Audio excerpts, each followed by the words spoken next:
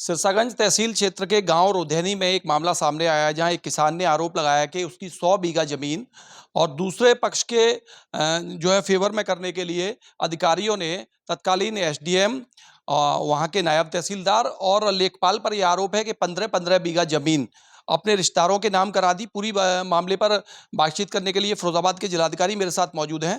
प्रशासन इस पर एक्शन ले रहा है। एसडीएम को हटा दिया गया है, वहां से जो तीनों दोषी के लोग हैं उनको हटा दिया गया है। जिलाधिकारी रमेश रंजन जी मेरे साथ मौजूद हैं। डीएम साहब, किस तरीके का पूरा मामला है, क्या आप लोगों ने संज्ञान लिया है, क्या कार्रवाई?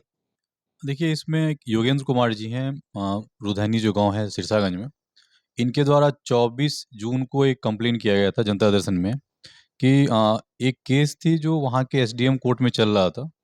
उसमें 7 जून को आदेश हुई थी और उसके बाद उस जमीन को 12 जून को तहसील के कुछ अधिकारी और कर्मचारियों के रिश्तेदार या उनके जो परिवार के लोग थे या उनके जो नज़दीकी करीबी लोग थे, उनके नाम पे बैनामा पंजीकृत हुई थी 5 दिन के बाद।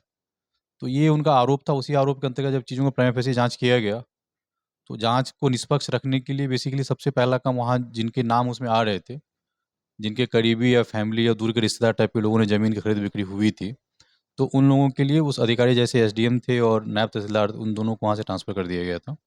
और प्लस पैरेलल में तुरंत ही एक उच्च स्तरीय कमेटी बनाई गई, जिस कमेटी की अध्यक्षता मुख्य विकास अधिकारी कर रही हैं और उसमें एडीएम हैं, एक डिप्टी कलेक्टर और डीजीसी रेवेन्यू होंगे। तो उस कमेटी की रिपोर्ट संभवतः आज शाम तक मोस्ट प्रोबेबली मिल जाना चाहिए। उसके बेसिस पे रिपोर्ट के हिसाब से जो कार्रवाई करना होगा वो शासन के माध्यम से कराया जाएगा।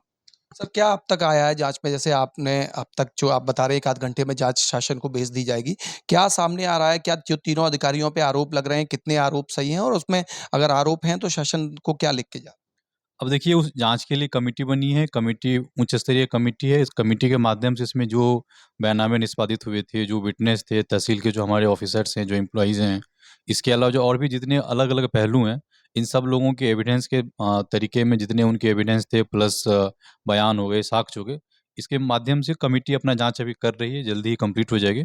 उसमें जो चीज़ें निकल कर उस पे तत्काल सख्त कार्रवाई करने के लिए आवश्यक कार्रवाई किया जाएगा। किसान ने एक आरोप और लगाया कि भई मेरी सुनवाई नहीं हो रही, इसलिए मैं डीएम कार्यालय पे आमरण अनशन करूँगा, आदनाद जैसी बातें जो चल रही हैं।